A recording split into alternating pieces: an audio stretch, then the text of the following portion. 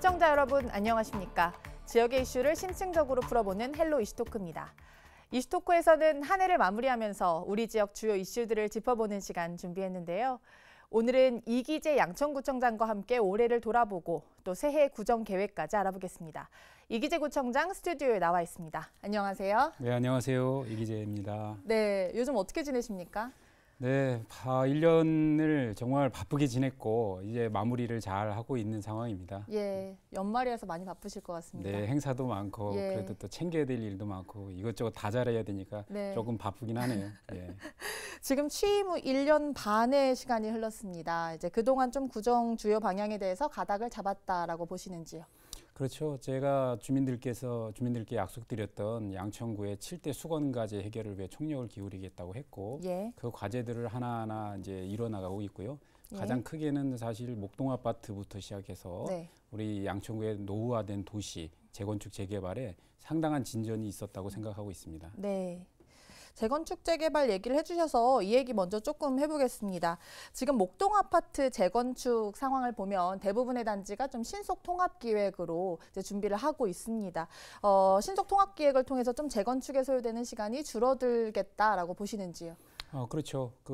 서울시가 신속통합기획이라는 정책을 내놓으면서 정비 계획을 수립하는 과정에 한 5년 정도 걸리는 기간을 한 2년 정도로 단축하겠다는 계획을 내놨었고요. 그렇죠. 저희들도 그에 걸맞춰서 지금 한 8개 그 단지가 그에 대해서 신청을 해놨고 그 절차를 좀 진행 중인데요. 그렇습니다. 과거에 비해서는 좀 빨리 가고 있다 이런 느낌이 듭니다. 그리고 우리 양천구는 이번에 안전진단 기준 통과가 사실 관건이었는데 올해 다 통과됐고 어제 9단지까지 통과됐습니다. 맞습니다. 그래서 이제 11단지만 내년 한 2월경 예상하고 있는데 그렇게 되면 노후화된 그 아파트에 대한 재건축 안전진단은 전체가 거의 다 통과가 된 것이고 이제 정비계획 수립이 이제 지금 관건인데요. 서울시하고 호흡을 맞춰서 신속하게 진행할 수 있도록 최대한 노력하고 있습니다.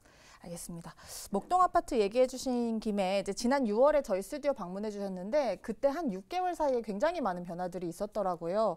그중에서 보니 1에서 3단지 종상향 관련해서 해법으로 좀 개방형 공공녹지를 조성해서 주민들에게 개방하겠다. 이런 안을 좀 서울시에 제출을 하셨습니다. 오세훈 서울시장도 올해 안에 좀 추진하도록 검토해 보겠다라고 하는데 지금 연말인데 계획이 어떻게 돼가고 있습니까? 네, 1, 3단지 종상향 문제를 해결하는 것이 쉽지 않습니다. 예를 들어서 서울시는 이제 형평성 문제를 얘기하고 주민들 입장에선 단지와의 형평성을 얘기하시기 때문에 그 균형을 맞추기가 굉장히 어려운데 저희들이 그 고민을 통해서 개방한 공공녹지 안을 이제 그 대안으로 제시했는데요. 그러셨죠. 근데 사실 이게 심의도 통과해야 되고 아직 남은 절차가 많이 있습니다. 다만 어느 정도 공감을 갖고 서울시하고 공감대를 형성해서 지금 추진하고 있는 것인데요. 지금 지구단위 계획을 수립하고 있습니다. 그래서 계획이 내년 초에 완성이 되면 이제 서울시의 본격 심의를 통과해야 됩니다. 그래서 아직 넘어야 되는 허들이 있지만 그래도 최선을 다해서 주민들의 피해가 없도록 하는데 노력을 하고 있습니다. 잘 되어가고 있다 이렇게 봐도 괜찮을까요? 네, 현재까지는 그렇습니다. 알겠습니다. 한편 좀 경전철 사업에 대해서도 얘기를 해봐야 될 것 같습니다. 목동선, 강북횡단선 공약이시기도 한데요. 경제적 타당성 부족을 이유로 지금 예타 통과가 미뤄지고 있습니다. 지난달에 서울시에서 이제 토론회도 했는데 그때 이제 청장님께서 참 예타 기준에 관련해서 여러 가지 말씀을 해주셨던 걸로 저도 기억을 합니다. 예타 기준을 좀 변경해야 한다라는 목소리가 높은데 이에 대해서 어떻게 보십니까? 현행 예타 제도가 어쨌든 그 경제성이 없는 부분을 어떤 지자체나 이런 데서 마구 하는 것에 대해서 또 규제를 가하는 제도이긴 한데 그 규제가 형평성이 맞지 않고 좀 약간의 문제가 있다. 예를 들면은 지금 2019년에 도시철도 관련한 예타가 통과된 사례가 하나도 없습니다. 서울시에. 2019년부터 그렇다고 하더라고요. 그래서 그거는 그 현행 예타의 제도가 점수가 있는데 결국 경제성 점수, 정책성 점수, 지역 균형 발전 점수가 있습니다. 근데 수도권 같은 경우는 지역의 균형 발전 점수를 완전히 배제하고 대부분 경제성 위주로 평가를 하기 때문에 저희들이 경제성만 갖고 이 허들을 넘기가 굉장히 어렵습니다. 근데 다 아시다시피 우리 서울의 외곽 지역은 어떤 지하철도 아니고 지하철의 경제성이 부족하다고 그래서 경전철로 설계를 했던 거 아닙니까? 네. 근데 경전철을 경제성 문제로 또 그 허들을 못 넘게 되면 예. 실제로 대중교통의 사각지대의 문제를 해결할 방법이 없는 거거든요. 그래서 네. 결국 수도권 외곽의 교통 문제, 대중교통 문제는 결국은 그 균형 발전 측면에서 좀 바라봐야 된다. 그래서 그런 제도의 개선이 필요하다는 게 지금 서울시하고 저희 양천구의 입장이기 때문에 그와 관련한 토론을 지금 하고 있고 예. 그런 것을 바꿔가려기 위해서 노력하고 있습니다. 말씀을 들어보면 그러면 이 목동선 굉장히 많이 기다리고 계시거든요. 예타 기준이 변경되지 않으면 목동선은 이제 예타를 통과할 수 없다 이렇게 보시는 걸까요? 현행 점수로 저희들이 이제 그 기획재정부에서 아직 발표는 안 하고 있는데 맞습니다. 예, 발표를 미루고 있지만 그 들리는 소문에 의하면 현재 경제성 점수가 굉장히 안 좋게 나와서 네. 사업을 이대로 추진하기는 어렵다. 뭔가 사업의 변화가 필요하다는 게 최근에 이야기들이고요. 예. 그래서 그와 관련해서 서울시에도 어떻게 경제성을 높일 것인가에 대한 대안 제시에 대해서 고민을 하고 있고 그런데 그와 별개로 경제성만으로 이 문제를 평가하는 것은 잘못됐다라는 것에 대한 건의를 지금 하고 있다고 보시면 됩니다. 예. 그러면 이제 목동선은 앞으로 진행 상황이 좀 어떻게 될까요?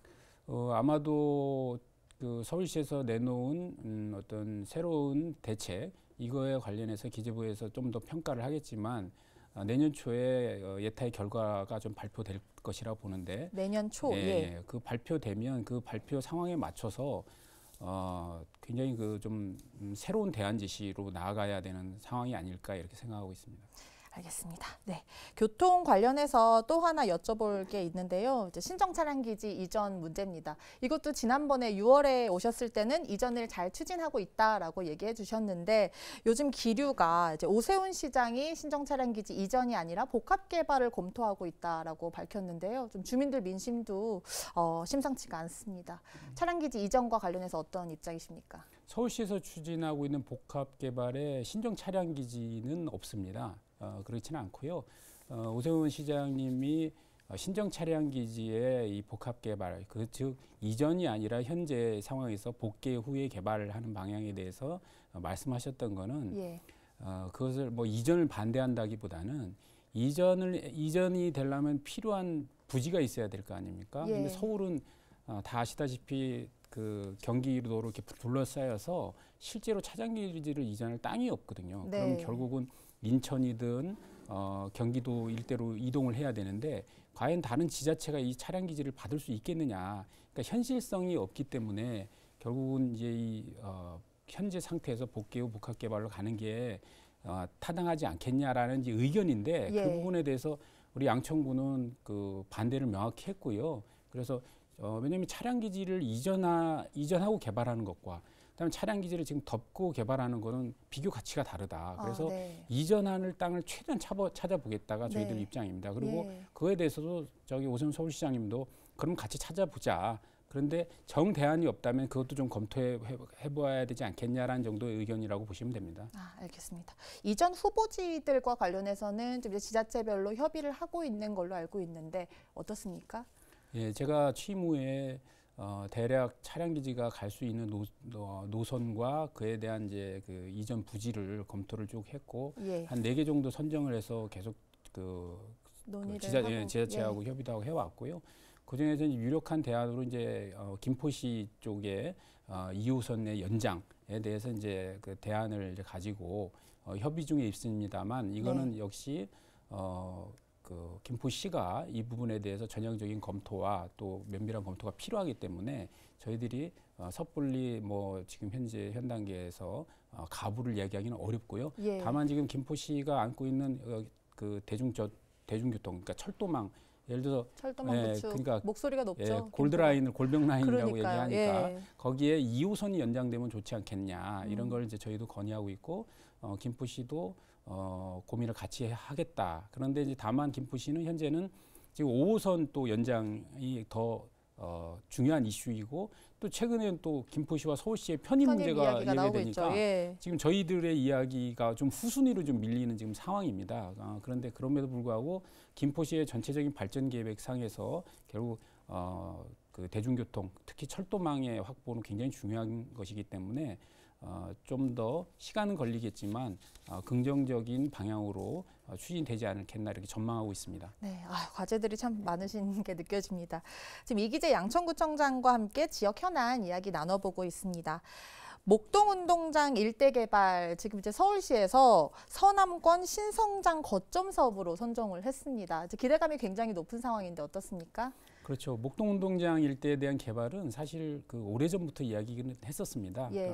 그러나 이제 기존의 개발이 언급됐을 때와 현재의 차이는 이제 서울시가 이 문제에 대해서 주도적으로 참여하고 있다. 그 차이가 있다고 봅니다. 전에는 양천구에서 늘 건의만 하고 서울시가 좀 미온적이었다면 예. 이번에는 서울시가 이제 이 일대에 대해서도 종합적인 균형 발전 차원에서 개발이 필요하다라는 필요성을 인식하게 됐다는 차이가 있는 거거든요. 예. 그래서 지금 현재 서울시와 양천구가 예산을 공동으로 편성해서 내년 초부터 용역에 들어갑니다. 그래서 목동 유수지, 그다음에 낡은 운동장, 그리고 저희 이제 국어 부지로 갖고 있는 한마음 주차장, 이 일대를 종합적으로 어떻게 개발할 것인가에 대한 이제 계획을 공동으로 수립하게 됩니다. 네, 지역 주민들의 기대감이 상당하더라고요. 왜냐하면 목동운동장 개발에 대해서 굉장히 오랫동안 이야기가 있었는데 여러 차례 좀 변경이 되기도 했었고 아무쪼록 좀 잘 되기를 바라는 마음입니다. 민선 8기 취임 후에 가장 적극적으로 추진했던 분야가 아무래도 항공기 소음 관련된 이야기 아닐까 싶습니다. 올해 초에 보니까요, 이제 항공기 소음 피해가 가장 컸던 신월 3동을 시작으로 또 이제 신년 인사회를 하셨더라고요. 지금 1년이 지났습니다. 이제 항공기 소음과 관련해서 어떤 부분이 좀 개선이 됐고 또 어떤 부분이 좀 보완돼야 한다고 보십니까? 1년간 가장 많이 그리고 가장 집중적으로 추진했던 사업 중에 하나가 공항 소음 피해 지역에 대한 여러 가지 보상 정책이었습니다. 예. 그래서 그동안 공항공사나 국토부를 상대로 일방적인 보상 요금을 했다면 올해는 양천구에서 구 스스로 주민들에게도 그 정당한 피해와 그리고 피해 보상과 그리고 그로 인한 여러 가지 어려움을 같이 해결해 보자라는 차원에서 공항 소음 센터도 설치를 했고요. 그다음에 재산세 감면 정책도 했습니다. 그렇죠. 아마 기초지자체에서는 처음으로 한 건데요. 예. 구청장이 할 수 있는 최대폭 재산세 감면의 최대폭을 감면했고요. 그래서 파격적이었다 이런 반응들이 있습니다. 한 2만 5천 세대가 그 혜택을 받았습니다.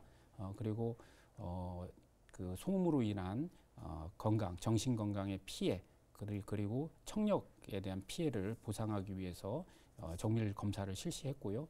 그 심리 치료를 하고 있습니다.